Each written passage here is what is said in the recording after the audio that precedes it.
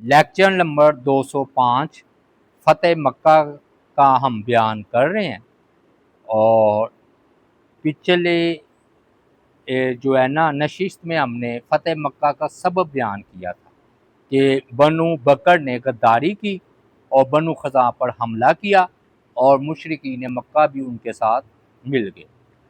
تو نبی علیہ السلام فریاد لے کر بنو خزاعہ کا سردار سالم مدینہ حاضر ہوا۔ آپ کو وحی کے ذریعے بھی پتہ چل گیا تھا، تو آپ صلی اللہ علیہ وآلہ وسلم نے فرمایا کہ ہم تمہاری ضرور مدد کریں گے۔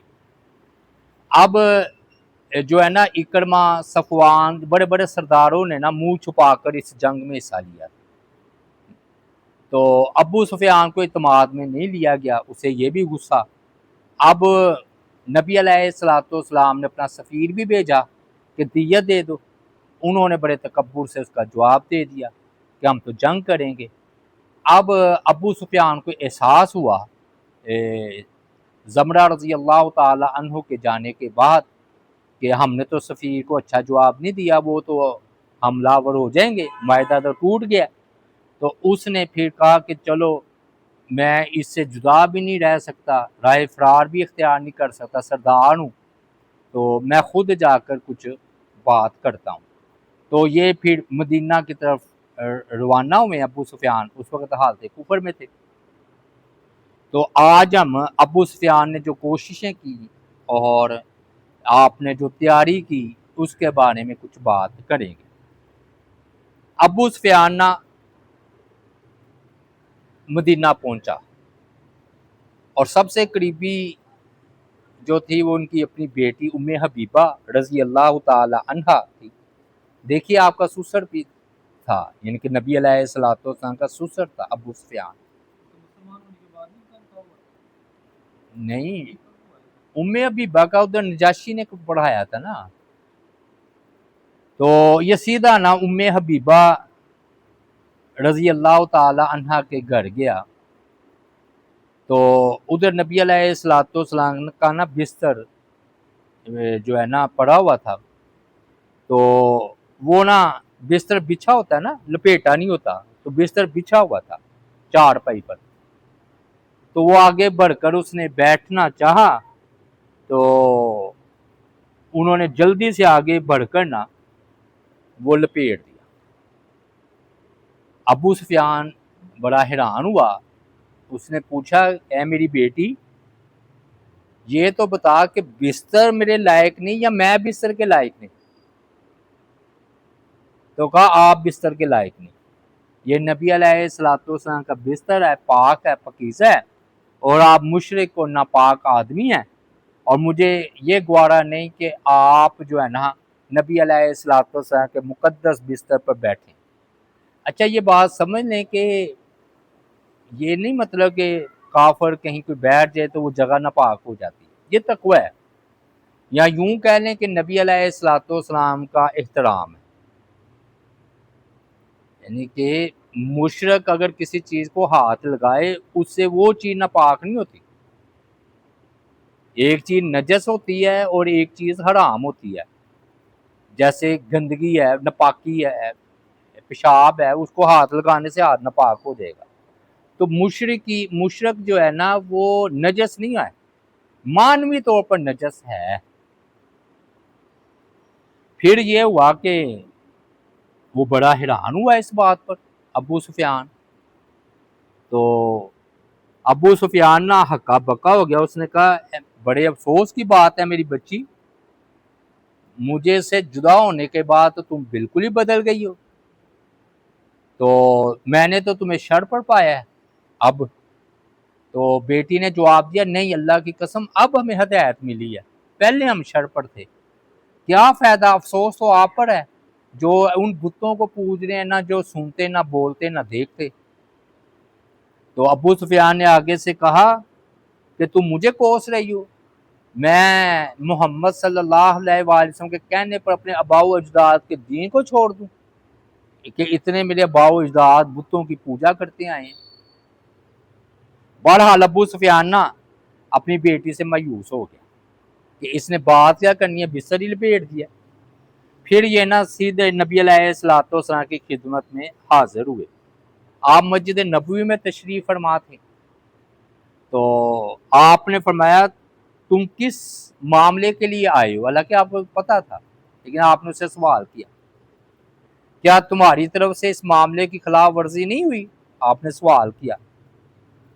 ابو سفیان نے آگے سے جواب دیا کہ اللہ کی پناہ، معاذ اللہ، نحن والا عہدنا، ہم تو اپنے عہد پر قائم ہیں اور ہم صلح چاہتے ہیں، اور ہم جو صلح حدیبیہ میں جو معاہدہ ہوا تھا نہ ہم ان میں تغیر چاہتے ہیں نہ تبدیلی، یعنی کہ ان کو برقرار رکھا جائے. نبی علیہ الصلوۃ والسلام نے نا اپنا چہرہ مبارک پھیر لیا، یعنی کہ جواب نہیں دیا. ایک روایت میں آپ خاموش رہے تو اس پر دہشت آ رہی ہوگی، آپ کا روب. تو یہ خوف کی حالت میں اٹھا، اور دیکھیے وہی بات آ گئی کہ کافر کو بھی پتا ہوتا ہے کہ آپ کے پاس کس کا نمبر ہے. ابو بکر کے پاس چلا گیا. ابو بکر کو کہنے لگا کہ آپ ہی سفارش کریں کہ وہ جو صلح حدیبیہ کی جو معاہدہ تھا اس کو برقرار رکھا جائے، نہ اس میں تغیر کیا جائے نہ تبدیلی. تو انہوں نے کہا نبی علیہ الصلوۃ والسلام کی پناہ میری پناہ ہے، اور اگر آپ کسی کو پناہ نہیں دیتے تو ہم کیسے دے سکتے ہیں؟ یہ ابو بکر رضی اللہ تعالی عنہ نے جواب دیا. پھر وہ اٹھا اور حضرت عمر رضی اللہ تعالی عنہ کے پاس چلا گیا اور ان سے بھی تجدید عہد کی سفارش کی کہ آپ سفارش کریں کہ یہ جو ہے نا معاملہ ہمارا آگے بڑھے. ہم 10 سال کے لیے نہیں بلکہ 20 سال، مثال ہے کہ 20 سال کے لیے صلح کرنے کے لیے تیار ہے. حضرت عمر رضی اللہ تعالیٰ عنہ نے فرمایا اللہ کی قسم میرے پاس چیونٹیوں جیسی فوج ہو نا کمزور، تو میں اس کو بھی لے کر تمہارے خلاف لڑوں گا. یعنی کہ چیونٹی کیڑیوں جیسی کمزور فوج بھی ہو میرے پاس تو میں اس کو لے کر تمہارے خلاف لڑوں گا. تم تجدید عہد کی بات کرتے ہو تو میں تو تمہارے خلاف اعلان جہاد کروں گا. تو اے اللہ ہمارا جو معاہدہ نیا ہو اللہ اسے پرانا کر دے، اور جو برقرار ہو اللہ اسے توڑ دے، اور جو ٹوٹ چکا ہو اللہ دوبارہ نہ جوڑے. ٹوٹ تو چکا تھا.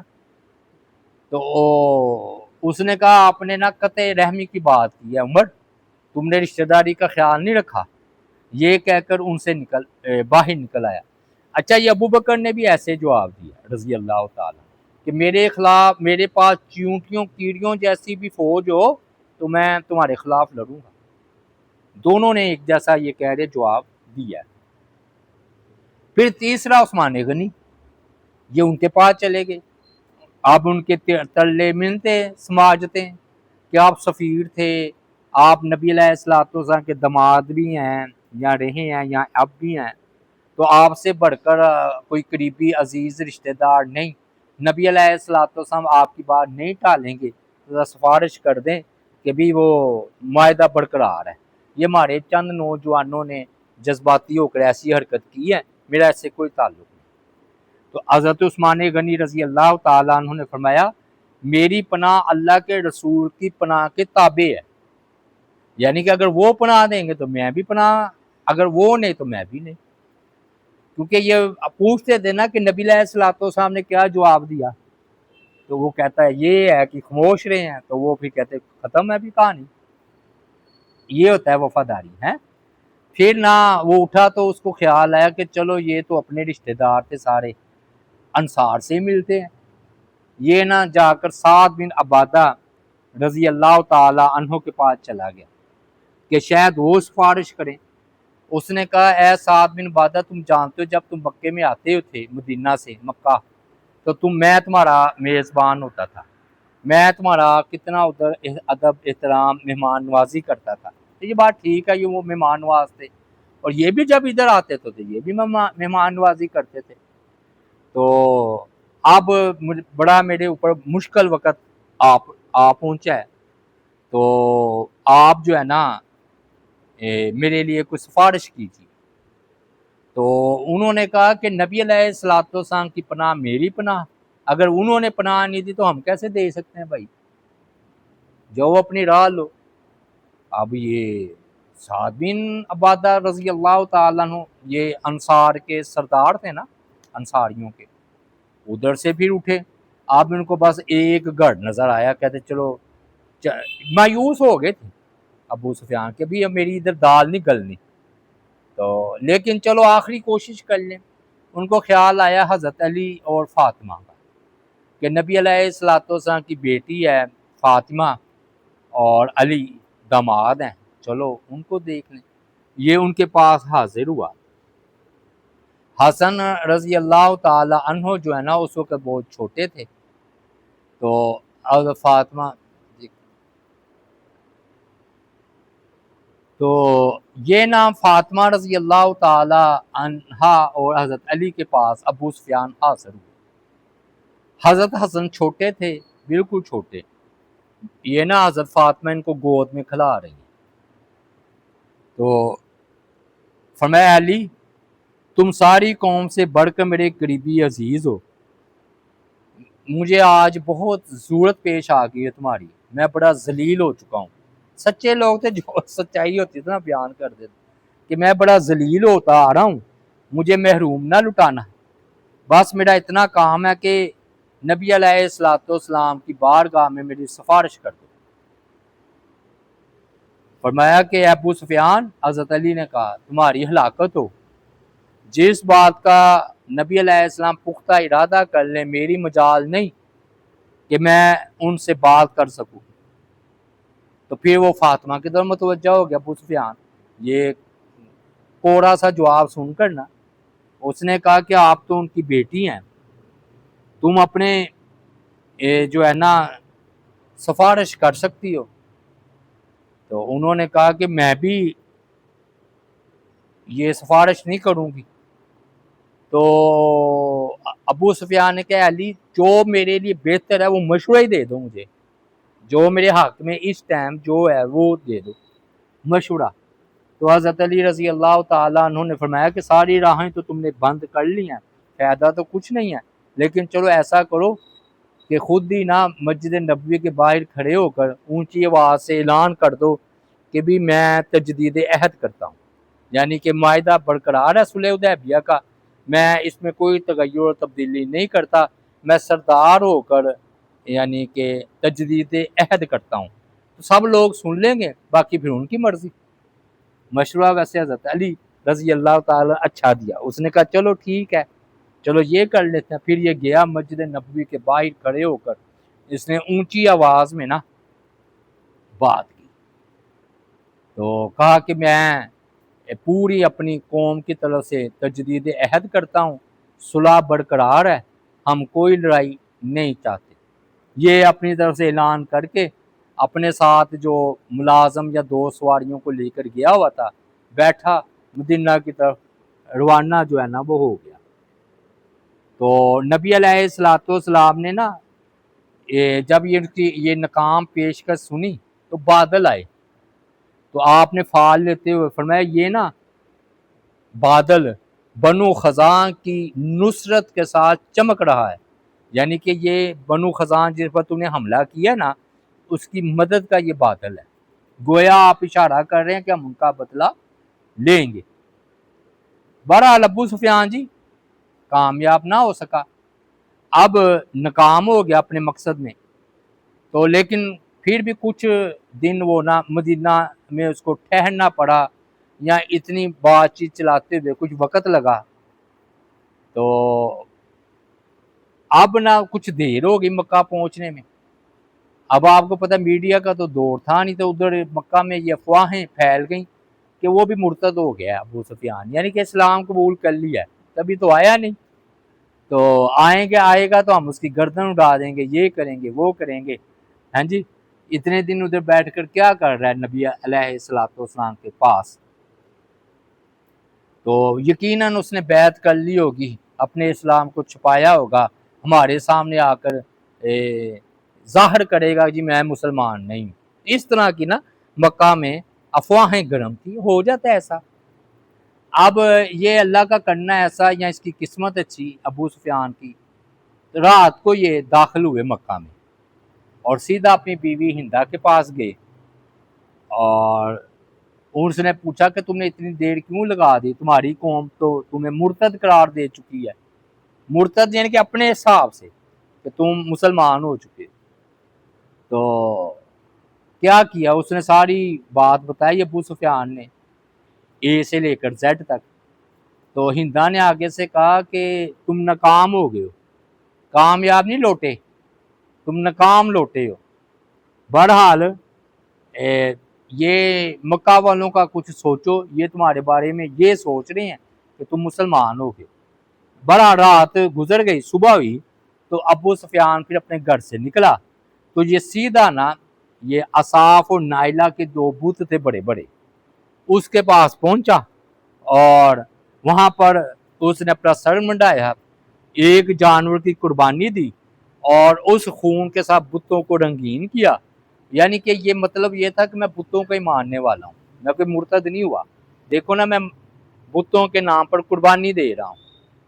तो उसने कहा कि ए असाफ और नाइला, मैं तुम्हारी इबादत से कभी दस्तबरदार ना हूँगा यहाँ तक कि मैं मर जाऊँगा और जिस पर मेरा बाप मरा था, यानी कि मेरा बाप अगर बुतों की पूजा करते हुए मरा है, मैं इसी हालत में मरूंगा।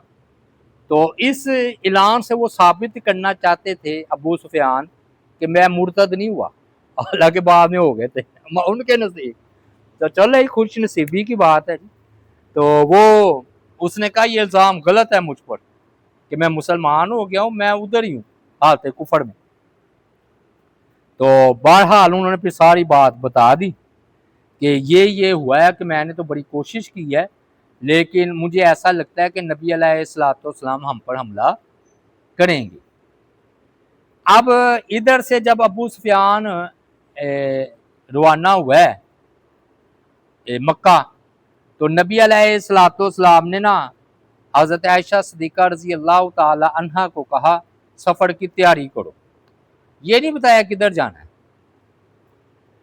तो आपने फरमाया दुआ की है अल्लाह अहले मक्का कुरैशियों के जसूसों को रोक ले और वो हमें अचानक देखें, यानी कि जब हम उनके मक्का में दाखिल हो रहे हों या सर पर पहुंच जाएं तो उस वक़्त वो हमें देखे और हमारी खबर भी उनको अचानक मिले। यह आपने दुआ की और दुआ कबूल हुई, आगे आ जाएगा। तो ये दुआ की। अब ना अबू बकर रज़ी अल्लाह ताला अन्हु का तो आना जाना था नबी अलैहिस्सलाम के घर। तो वो आए तो देखा कि हज़रत आयशा ना गंदुम, सत्तू, आटा, खजूर से ना ज़ादे राह जैसे सफ़र की नहीं सामान होता वो तैयार कर रही हैं। हज़रत अबू बकर रज़ी अल्लाह ताला अन्हु ने अपनी बेटी आयशा से पूछा क्या नबी अलैहिस्सलाम कहीं तुम्हें सफ़र की तैयारी का हुक्म दिया है?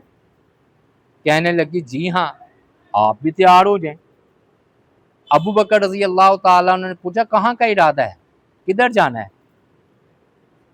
हज़रत आयशा ने फरमाया कि आपने मुझे कोई बात नहीं बताई इसके बारे में, सिर्फ सफ़र की तैयारी का हुक्म दिया। एक दूसरी रिवायत में है कि अबू बकर ने हज़रत आयशा से पूछा कि बेटी ये खाना क्यों तैयार कर रही हो? ये खामोश रही, कोई जवाब ना दिया। उन्होंने पूछा क्या नबी अलैहिस्सलाम का जंग का इरादा है? वो फिर खामोश रही। इसी तरह अबू बकर सिद्दीक रज़ी अल्लाह ताला अन्हु ने कई सवाल पूछे, लेकिन हज़रत आयशा ने इसके जवाब में खामोशी ही इख्तियार की कि वो असल में नबी अलैहिस्सलाम का राज आउट नहीं करना चाहती। ये होता है, अपने बाप को भी नहीं बता रहे। फिर नबी अलैहिस्सलाम इसी ये गुफ्तगू जारी थी बाप बेटी की, तो नबी अलैहिस्सलाम तशरीफ ले आए। उन्होंने कहा अल्लाह के रसूल क्या आपके सफ़र का इरादा है? आपने फरमाया हाँ। फरमाया क्या मैं भी तैयारी कर लूँ? अबू बकर रज़ी अल्लाह ताला अन्हु का फरमाया हाँ आप भी तैयारी कर लें। कहा कहाँ का इरादा है? फिर आपने बता दिया कि हम कुरैश की तरफ जो है ना जाने का इरादा है, मुशरिकीन मक्का की तरफ, लेकिन इस बात को राज़ी में रखना, नहीं किसी को पता ना चले। अबू बकर ने पूछा क्या हमारे और उनके दरमियान कोई मुद्दत मुकर्रर नहीं? आपने फरमाया कि उन्होंने बदअहदी की है, मुद्दत तो ख़त्म हो गई, उन्होंने वादा तोड़ा है ना, تو وہ ختم ہو گیا معاملہ. تو لیکن اس معاملے کو خفیہ رکھنا. اب نا آپ نے جب سفر کا حکم دیا نا تو آپ نے یہ نہیں بتایا کہ جانا کدھر ہے. لوگ نا کشمکش شش و پنج میں کہ کدھر جانا ہے. بعض کہہ رہے تھے کہ غالباً آپ جو ہے نا حوازن پر حملہ آور ہوں گے. کوئی کہہ رہا تھا آپ ثقیف کی طرف جائیں گے. تو اس طرح کی نا چہم گوئیاں افواہیں پھیل گئیں کہ کدھر جانا ہے. تو آپ صلی اللہ علیہ وآلہ وسلم نے نا یہ حکمت سے یہ بات اپنائی، کیونکہ میں نے بتایا کہ لڑائی کو جیتنے کے لیے نا رازداری بہت اہم حقیقت رکھتی ہے. جب تک رازداری نہیں ہوگی اس وقت تک جو ہے نا آپ کوئی علاقہ فتح کر بھی لیں تو لیکن رازداری سے آسانی سے فتح ہو جاتا ہے. سریہ عزم مطلب یہ ہے کہ آپ نا ایک اور آپ نے کام کیا کہ دشمن کو نا وہم میں مبتلا کرنے کے لیے نا آپ نے یکم رمضان المبارک سن 8 ہجری کو، کیونکہ یہ 17 غالباً رمضان یا 18 کو ہوا ہے فتح مکہ، تو آپ نے نا یکم رمضان المبارک کو نا نجد کی طرف 8 بندوں کا نا سریہ روانہ فرمایا. تو آپ نے ان کو حکم دیا کہ وہ عزم ایک مقام ہے، عزم وہاں تک جا پہنچے. تو یہ قبیلے غطفان کی ایک شاخ تھی.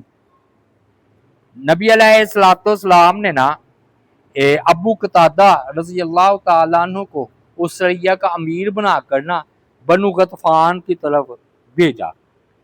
تو اب بھی وہ نا وادی قتادہ کہلاتی ہے اور اسے وادی عزم بھی کہا جاتا ہے. تو پھر یہ نا جب روانہ ہوئے تو لوگوں کا نا ذہن مکہ کی طرف منتقل ہی نہ ہو سکا. انہوں نے صاف سمجھ لیا کہ آپ نے اگر ادھر بنو غطفان کی طرف روانہ کیا ہے سریہ تو آپ ادھر ہی جا رہے ہیں. اور نبی علیہ السلام کا مقصد کیا تھا کہ اہل مکہ کو نا بے خبری ہی میں جا دبوچے. چنانچہ یہ 8 رکنی قافلہ واپس روانہ ہوا تو انہیں نا ذی خشب ایک مقام ہے ادھر پہنچ کر انہیں پتہ چلا کہ نبی علیہ السلام جو ہے نا اپنی فوج کو لے کر مدینہ سے مکہ روانہ ہو چکے ہیں. یعنی کہ دیکھیے آپ نا، یعنی کہ کہتے ہیں نا ادھر کا دکھاؤ مارو ادھر کی. تو نبی علیہ السلام یہ ایسا کیا کرتے تھے. چنانچہ یہ سریہ جو آپ کو نا سقیہ نامی مقام پر جا ملا جتنا بھی تھا. پھر نا یہ انشاءاللہ ادھر ہی سے ہم بات کو آگے ادھر سے شروع کریں گے. اللہ تعالیٰ سے دعا ہے اللہ تعالیٰ کی ذات پاک نبی علیہ السلام کے اسوہ حسنہ پر عمل کرنے کی توفیق عطا فرمائے. وما علینا الا البلاغ المبین.